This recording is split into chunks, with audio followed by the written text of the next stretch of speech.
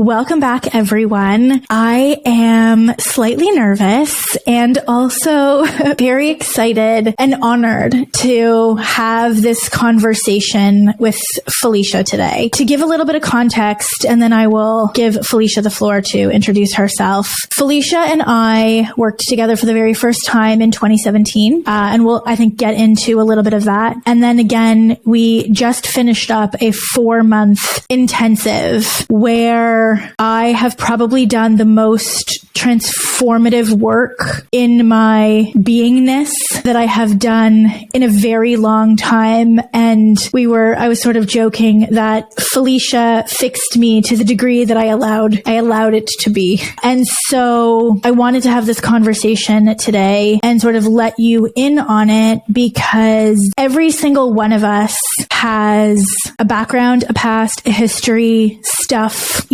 depending on what you believe in from this lifetime or previous, that is fucking things up for us, frankly. And I was done. I was done feeling the way that I was feeling. And I have been through the talk therapy. I've been through all the things, and I was stuck. And I remember working with Felicia so many years ago, and she helped me get unstuck then. And so I reached out to her. Anyway, I will let her introduce herself and we will get into it. But if you are someone who is sick of your own at this moment in time, it is not a coincidence that you are listening to this right now. So welcome to the podcast, Felicia. Oh, thank you so much for having me, Lori. Where do I begin? My name's Felicia. Tell people what you do, who you are. How to wrap that into three sentences. Yeah. I basically work with women who are exhausted, overwhelmed, and burned out, and that's my specialty. And I call myself a soul storyteller because I don't have just one area that I'm looking at when I work with you, because everybody has a different history, everybody has a different soul story, as I call it. And so when I work with someone, what I'm really looking at is the root causes of the patterns that you're experiencing. So whether that's in a past lifetime or you're dealing with something in the present, I basically look at where is this starting, how are you showing up, and what can we do to rewrite that so you show up in a different way? Because clearly something isn't working, right? So how do we change that? How do we learn new ways of being without needing to do more, without needing to get into overgiving and people pleasing and all of those things that drain your energy? And before we dive in, I feel like I should give this disclaimer. Felicia and I are going to talk about some things that you might not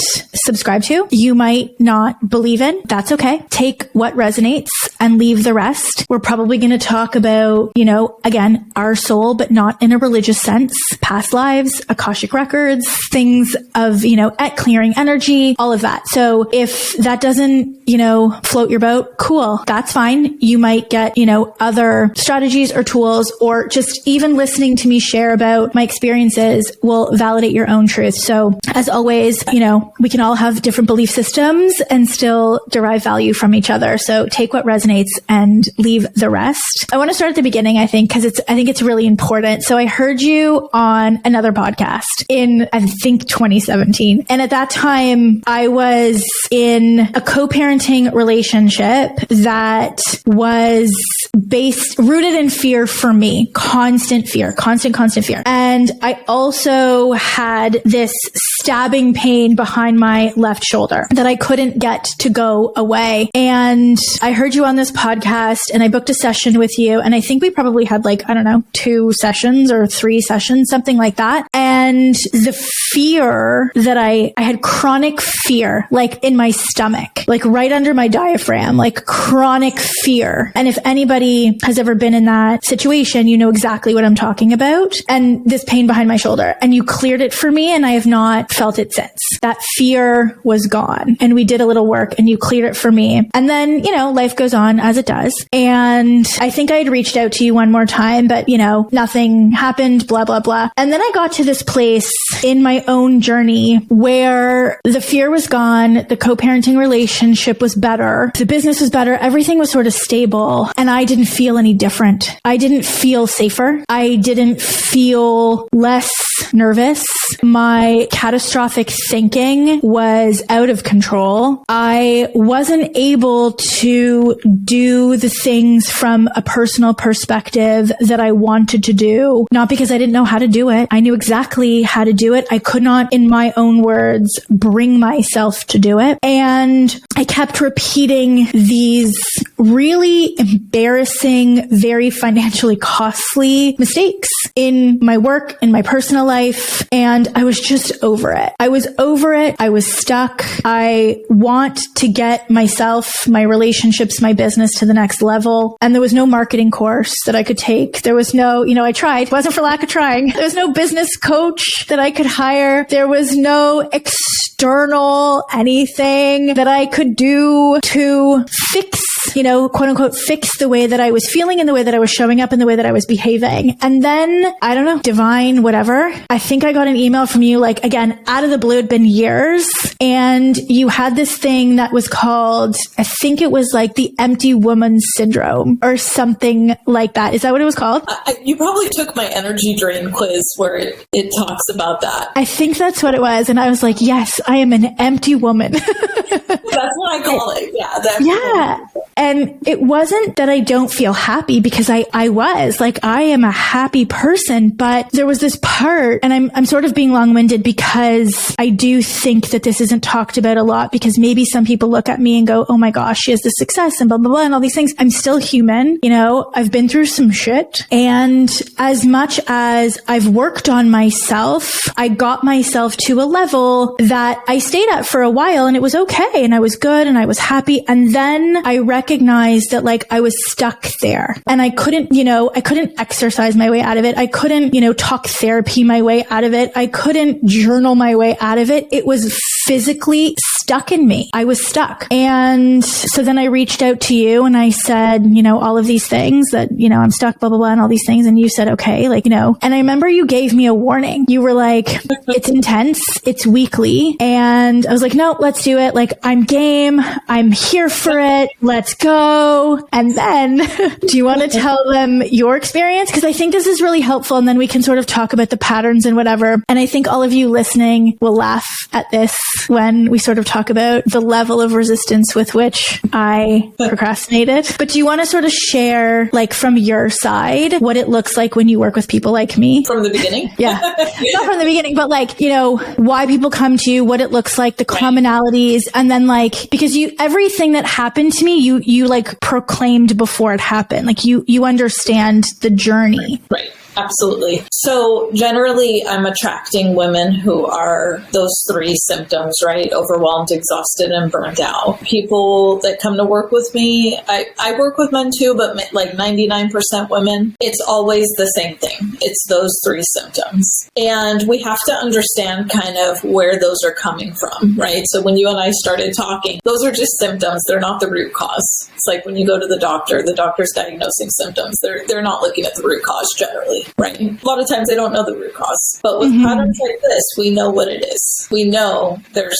energy leaking somewhere. Yeah. So you're either overgiving. And I remember you telling me, no, I don't overgive at all in the beginning, right? So we're either overgiving or we're doing some kind of people pleasing, right? Mm-hmm. Those two actually overlap too. I mean, they just... Right. I did both. Yes. I ended up doing both. Yes. Yeah. So it's less about kind of putting it into a box and more like, where is your energy actually leaking, right? Yeah. And so when I start to work with someone, I'm just listening, and I'm just listening to your own words, because you're actually going to share with me openly, telling me what's going on, what is happening.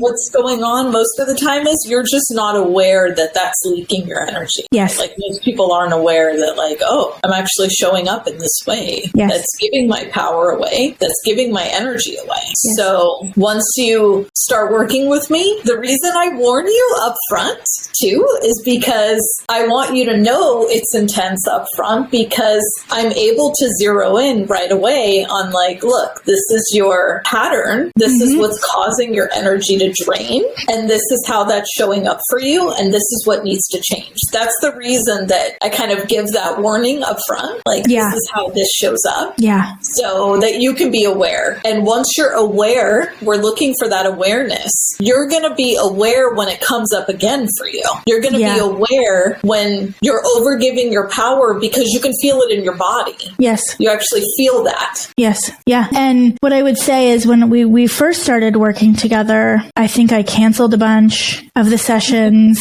I like never went into the membership site and like did the work for probably, I think the first month. Like I think it was about a month where, and I was saying to you, and you know, you were calling me on it, of course. And I was saying, I have never felt this level of resistance in my entire life. And I knew that it was resistance because I could, it was a physical reaction to even just acknowledging that I was causing my own suffering, right? That I had these patterns that I was being made aware of that then felt like embarrassing. And also, I think for me, I mean, we can get into this too, but there was obviously so much hurt and sadness and grief. Like, you know, it's not just you're doing these patterns for no reason, right? They're there as coping mechanisms. They're there as a cover up. They're there as self-protection. And so I think this is really interesting when you decide to, when you make the decision that you want to investigate these things and you want to sort of do some self-inquiry as to why do I continuously feel, you know, exhausted, right? Why do I continuously feel like I don't matter or nobody's great? Whatever it is for you, right? Mine was I'm exhausted all the time, not burnt out,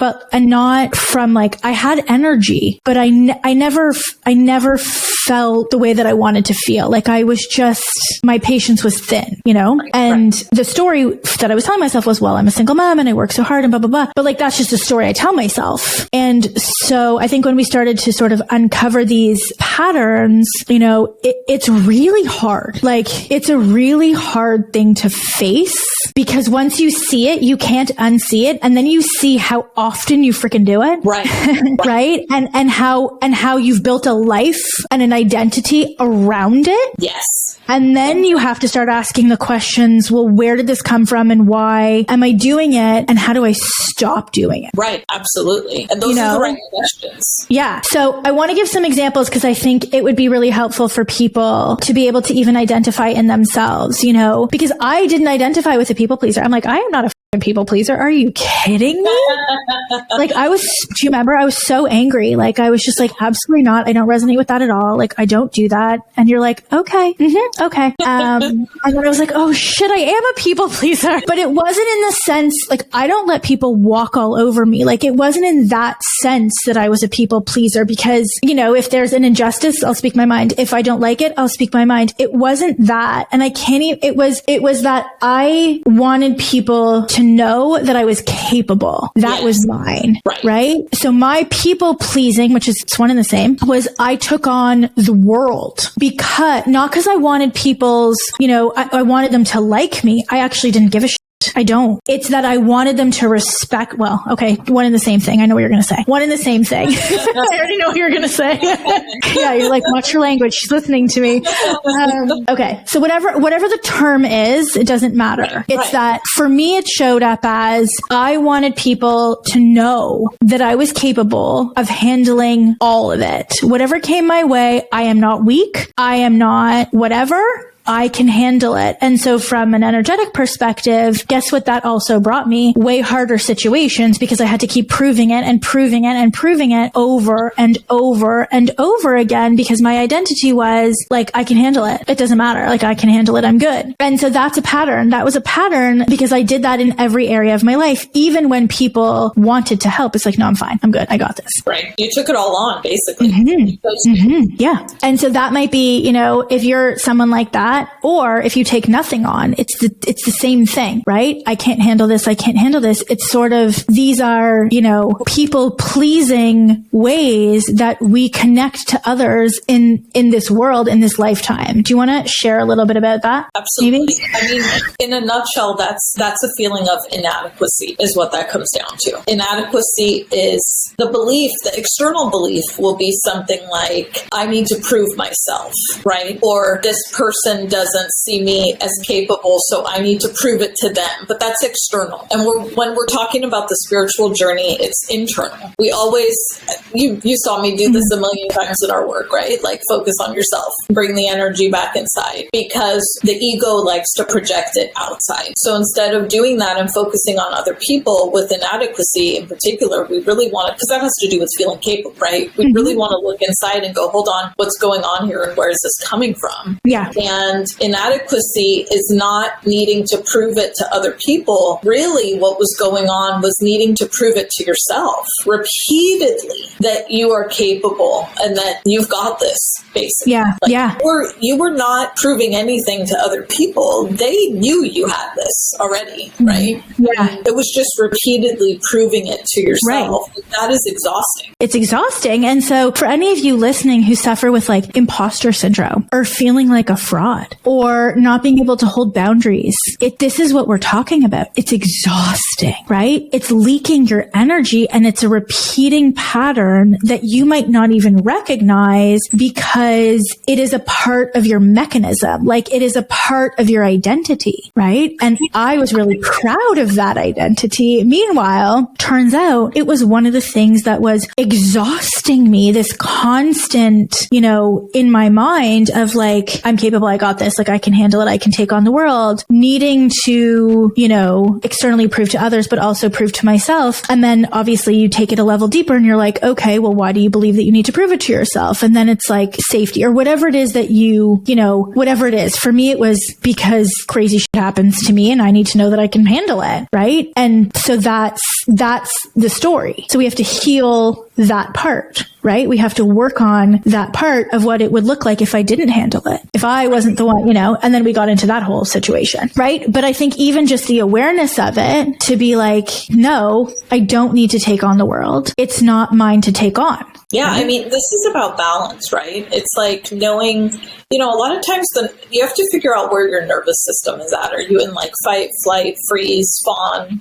Fawn is people pleasing, right? Mm-hmm. So where are you at with your nervous system? How do you react to things? If you're a fighter, right, it's like a sword energy. You're going to have like your sword up in front of you and you're going to feel like you need to take everything on. But the problem is you're not going to know which battles not to take on. And really in my work, we're kind of looking at, am I taking on things that aren't mine to take on? That's a big question we're asking all the time. Like, where am I investing my energy? And is this somewhere where I need to be investing my energy? Is this something I can sit back and let somebody else pick that up? A lot of times with people pleasing and overgiving in particular, this is where abuse of power comes in, if you'd like to touch on that, right? Like, abuse of power is really this energy of overreaching your energy. So doing things that you either haven't been asked to do, like somebody hasn't asked you for help with something, but you're going in and offering, or they haven't asked you for your advice or your opinion, but you're giving it anyway. That's actually overgiving, and you're overreaching your energy. You give your power away when you do something like that. You also create resistance between you and the other person or situation, because if somebody hasn't asked you for something, for your opinion, for help with something, whatever the case may be, they're actually not open to it. So when you offer that,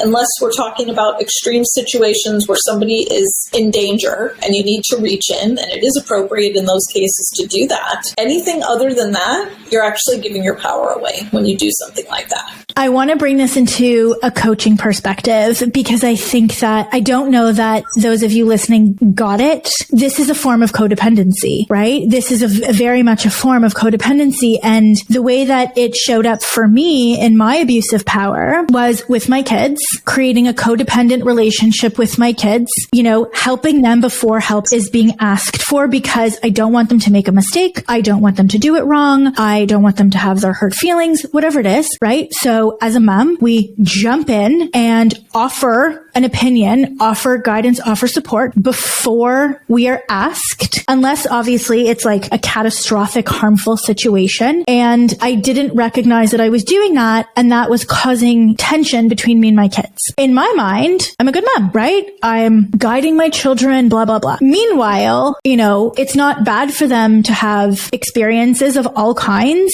And that way it's their experience and not mine. And so that was one of the ways that I was abusing power as a mom with my kids, was I was overreaching, and I was, giving whatever it was, guidance, whatever I want to call it, before. I try very hard now. I can recognize that feeling in my body. It's like an urge. And so I am a very feeling person. And so the feeling to add my 2 cents in, that's the way that I would say it. It's an urge, and I can recognize what it feels like. And my daughter does it. She has to add her 2 cents in about everything, even when she's not being asked about it. And then my son gets pissed, right? Because he didn't ask for her opinion. And so that's one way. That's like a very practical, I think, abuse of power as a mother. And that might trigger you listening to me say that, because you're like, well, I'm a mother and I'm supposed to guide them by your example, right? You guide by your example. Absolutely. Right? And if you don't like your example, then you need to start with you and not, adding your 2 cents in, right? And that was like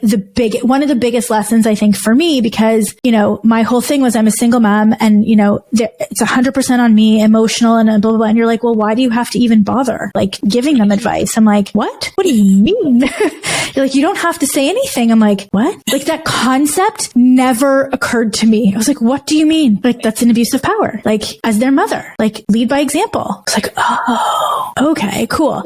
And then another one, just because these were my awarenesses, right? That helped stop the leakage of my energy, so I wouldn't be so freaking tired all the time, giving it to the children and giving it to the clients and giving it here and giving it there, because I thought that that's what I was supposed to do. When meanwhile, just keep your mouth shut, right? Keep your soul shut, intact to your person, and keep it shut. And so another example would be with clients, right? And like, we all have done this before in terms of, but if I don't answer their questions, but if I don't do this and I don't do that, and and yes, you can answer their questions, but if they're bringing their emotions to it and you are not a licensed therapist, you commenting on their emotions is an abuse of power, right? You guiding them through whatever, when they didn't ask you to help them to not feel sad, or to help them to not feel mad, or to whatever, they're venting, they're pissed. And you can have your own boundaries in terms of like a code of conduct of how you prefer to be spoken to or not spoken to, but trying to make them feel better, that's not your job. Your job is to answer their question. And if there's no question there's nothing to answer, right? And I think that is where codependency and this like cycle of making yourself more important than you are creates also a leaking of energy. Do you want to sort of expand on that a little bit? Yeah, I think it comes down to capacity, right? It's like a lot of burnout energy, or when we're overgiving, when you're leaking energy like that because you're just giving it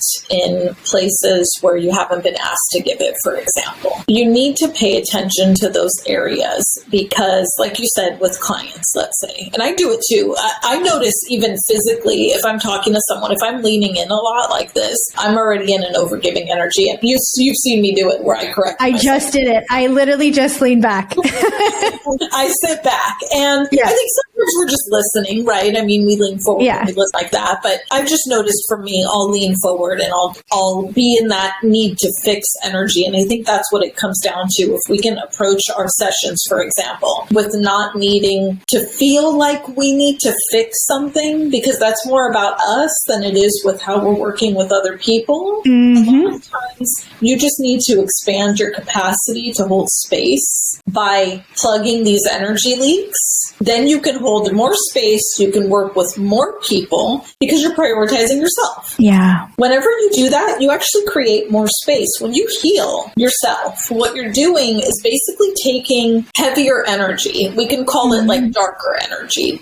Dark is not bad. It's just something that hasn't had a light shown on it, right? Which brings healing. When you shine a light on your patterns and you heal, you basically dissolve that with the light and you create more space. And what happens is your energy body gets wider. So if you're, let's say, wanting to expand your practice and work with more people, but it just seems like it's not growing. This is one of the things we want to do, is like look at, do you actually have the capacity to expand and receive? Can you?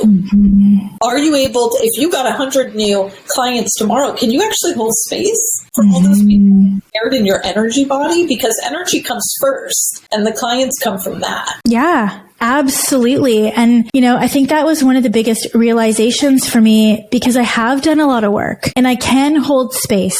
I can hold space, and this was the realization, was I can hold space for everyone else but myself, right? Like I was really good, because working with clients all day doesn't exhaust me. I derive energy from it because I think I figured out how to sort of have that separation where like, I don't feel like I need to fix you. I'm just here to hold space for you and be a mirror, right? And reflect back. And I figured that out a long time ago. So for me, that client work wasn't exhausting. But anytime it came to doing anything that would improve my being, not my finances, but my physical being, that felt daunting and hard and exhausting and whatever. And I didn't feel like I had capacity for it, right? I didn't feel like that. And it was because I was still leaking. I wasn't aware of all of these other patterns that I was leaking energy, right? Like the kids and this and that, right? And my kids being, obviously a predominant source of energy leakage, in my mind anyway, and I wasn't able to do that until I was really aware of like, yeah, it makes sense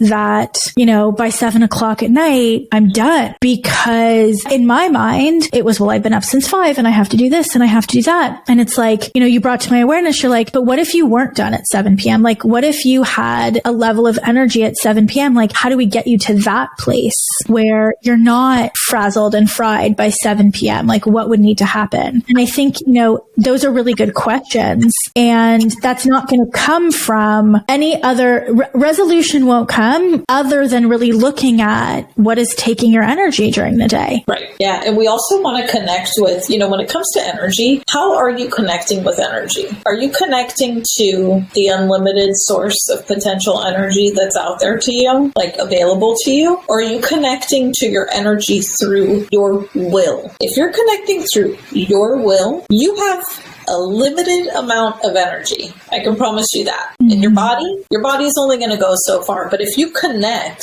to the energy that's available to you by choosing how you interact with if you interact at all with certain people and situations, this comes down to work tasks too. Like, I think we talked about this. Like, are you doing tasks that actually drain your energy? Is it something you can delegate? These are things we want to look at, all these different areas, because if you're leaking energy in one place, it's happening everywhere. You're just not aware of all the different places that it's happening, but patterns don't isolate to one area. We have to look at all of it and go, where is all of this coming from? Where's it starting? Yeah. And how do we start to resolve these patterns? So, can you give some examples of what it looks like to connect to sort of this infinite energy versus like will? Yeah. So if you connect to like the infinite, I call it like the I am, right? Everybody has a different term. It's like if you're, you might call it God, universe, creator, source, there's infinite wisdom. Some people call it whatever that is for you. Just like this unlimited pool of energy out in the universe, right? That's what we want to connect to. But that connection only happens in through the heart, right? So, and I'm here in the middle because heart chakra, right? If you know the chakras. These different terms, right? But you want to connect to this portal of energy, right? And the way that you do that is through nourishing activities. These are things that give you energy. They only contribute to your well-being, whether that's going for a walk, taking your dog out for a hike, going skiing, whatever it is that gives you energy. We're not prioritizing that enough. If you prioritize that like 80% of your experience, you'll get 200, 300% more energy than you have right now. But the problem is people say, I don't have time for that, or I've got too much on my plate. And that's the first thing that will go, is the self-care practice, the things that actually give you energy. Whereas if you could say, you know what, I'm going to dedicate the first hour of my day. It's called like a creative hour, right? I'm going to dedicate the first hour of my day to doing something that it's only for me. Nobody's asking me to do this. It's not on my to-do list, but it's just for me, whether it's writing a book or reading, whatever you want to do. That gives you enough energy to power your entire day. Spending 1 hour on something that nourishes you first thing in the morning powers your entire day. For me, it's meditation, journaling. I like talking to spirit first thing in the morning because my energy is really clear. That gives me energy that powers up my whole day. So everybody's going to have something different. It just is what gives you energy and start. Yeah. And when we were doing that, it was really hard for me. Like it was really, I didn't change my morning routine and I still haven't, from 5 until 7 a.m., I still work because the work that I do in the morning gives me energy. It's creative work. I don't do work that I don't like. I love my morning routine, but the one thing that I did do was instead of rushing to start my day at 9 a.m. after I drop the kids off, I don't start my day until 10. So my work day I have no meeting before 10 a.m. No one needs me. I have nowhere to be before 10 a.m. so that I can come home, walk the dog, which gives me energy, and eat breakfast. For 20 minutes, I eat breakfast because that gives me energy to start my day because my days don't end until 10 p.m. at night because of the kids, right? I'm out, I'm driving, I'm doing this. I'm not sitting at home, on my couch at 7 p.m., right? And so even just that alone was a massive game changer for me. Recognizing that rush between the school drop off and starting my day was a massive energy leak. And why did I think I had to keep it that way? There was no reason. Right. When I really looked at it, I don't have to start, we can just move the meetings, right? And so things like that, where it might be in the middle of your day, right? It might be in the middle of your day where you take 30 minutes or before bed or whatever it is. But, I am a big believer in, looking at ways. And I think if we were to give a recommendation, just make a list of the things that drain your energy. Just start there. You don't even necessarily need to know the pattern or why you have it or what it means or whatever, but you'll see if you make a list of the things that drain your energy every day, you will see for yourself a pattern. Right. There is a pattern. There always is. And that's a great suggestion. If you just make a list, you can kind of start to, add, let's say 100 things to the list because it's easy to add up everything. If you write down every single thing you're doing in a day, you can get 100 things, no problem. Right. And don't discount one thing because you think it's not relevant or whatever. Just write down every single thing, track your day from morning until end.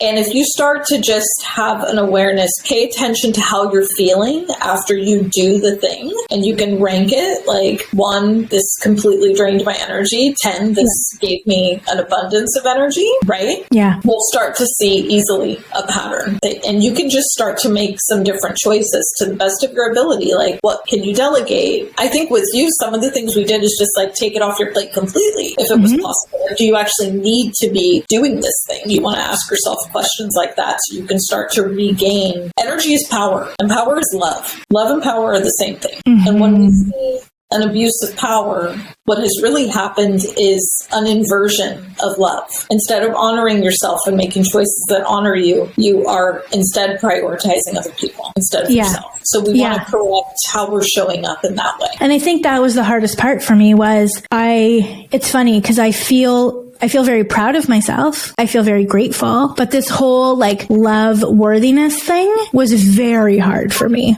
right? It was, and it still is. I think it's very hard. And I think that, depending on the circumstances of your life, it might be harder or easier or whatever the case may be, but I think through the one thing that I will say, it's through the asking of the questions. And even with all of my resistance, which it was plentiful, and I think anytime you do this work, I could go back now and go through it all again and now go deeper. And so I think if you're going to start asking yourself these questions, do it with a level of just non-judgment where it's whatever is.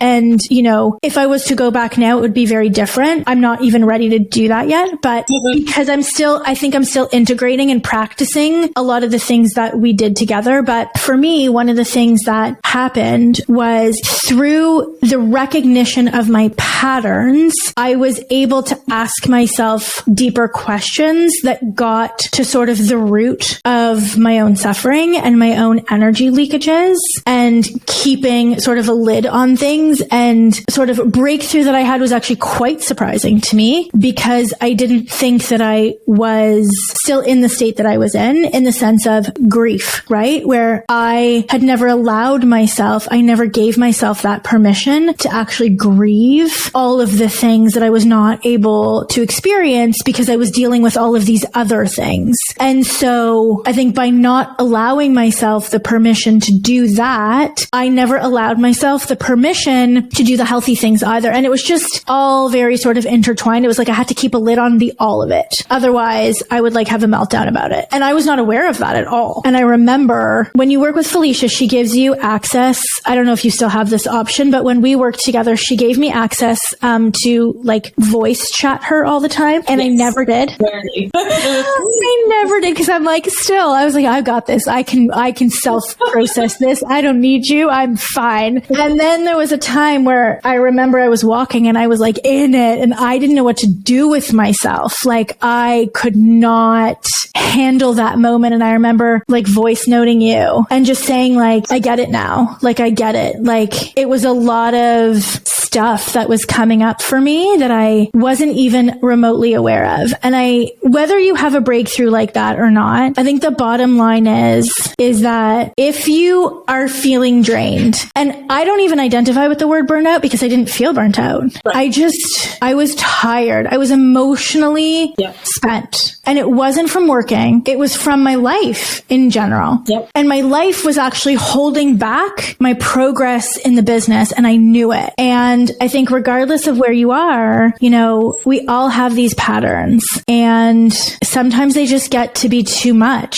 And then you need to figure out why you have them. And then you need someone like Felicia to help you, because I promise you, and I'm sure you're even listening to my language now and you have so much to say about it. But, we all have these things that occur and that recur, and, they come from the self-love part, Right. Yeah. Processing your pain is absolutely paramount if you want to move forward. We use all these words, like you said, like the words, right? But words are powerful because we're actually describing our own pain and we're describing our own suffering. And that's why I pay so much attention to what people are saying. And I'm a really good listener in that way to help identify and bring up what those patterns are. And our own words can really lead us to what is it that is still down there in the depths that we haven't brought up. And it might seem like something small, or it might seem like a big breakthrough, right? But the energy that you regain from releasing something like that, it lasts a lifetime. Mm-hmm. The pattern doesn't recur, because once you bring light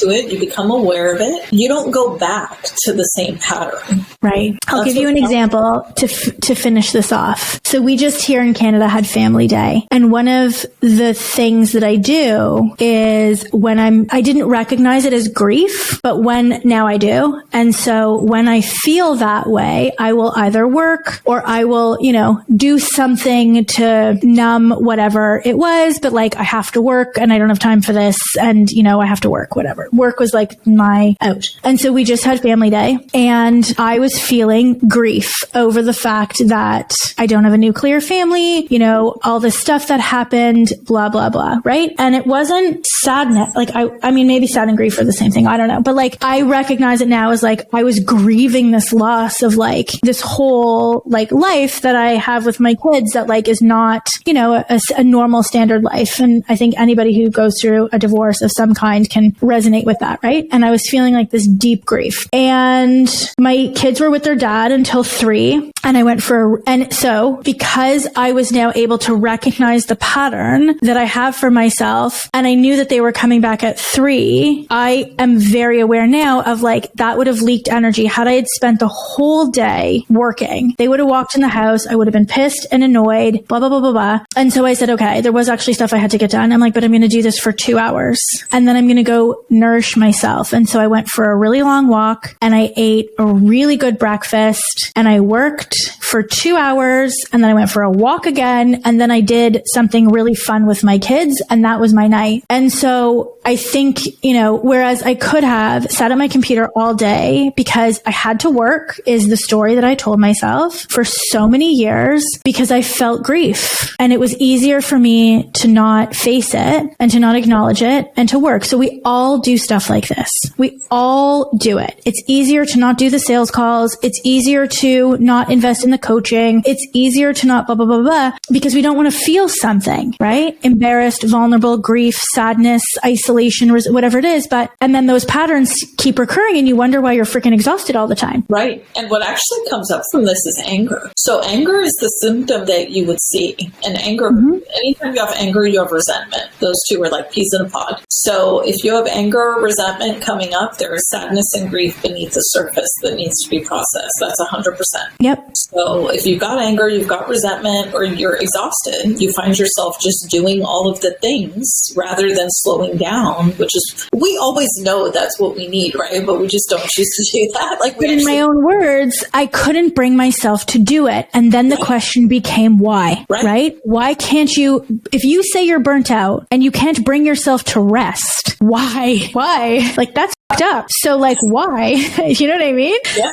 And that's the question. And that's where the work begins, right? If you're willing to go there, or there's people who just martyr themselves into the ground and never ask, right? That's 90% of humanity. Right. And they never ask why. Yeah. And it's too challenging to really sit in the pain and sit in the grief and the sadness and the anger and the resentment, whatever it is, and do it in increments. Like, I did mine in increments. Like, I even said, I'm like, I need to stop now. I'm not willing to go more. I need to integrate and whatever, because it was a lot, right? And I need to practice, right? And so I think the question is, listen to yourself, make those lists of things that, are frustrating to you, that steal your energy, and then get really honest, because you know what the opposite is to do and you're not doing it. And then you have to ask why. Right. Start with why. Thank you for this. Thank you. So good. I feel like the last 2 minutes is just brought it home for everybody. So thank you, everybody, for holding space for this conversation. I really hope that it was helpful. I hope that if nothing else, you get rid of some of the things in your life that are causing you to leak energy, and just start there. If nothing else occurs, where can people go and find out about you? Oh, just visit my website, FeliciaMarieG.com. And I look forward to hearing from everyone. I'd love to hear what you thought about this conversation too. I will share you now with the people, but we will link to Felicia's stuff on the show notes page. Thank you, everybody, so much for listening, and we will talk again soon. Bye.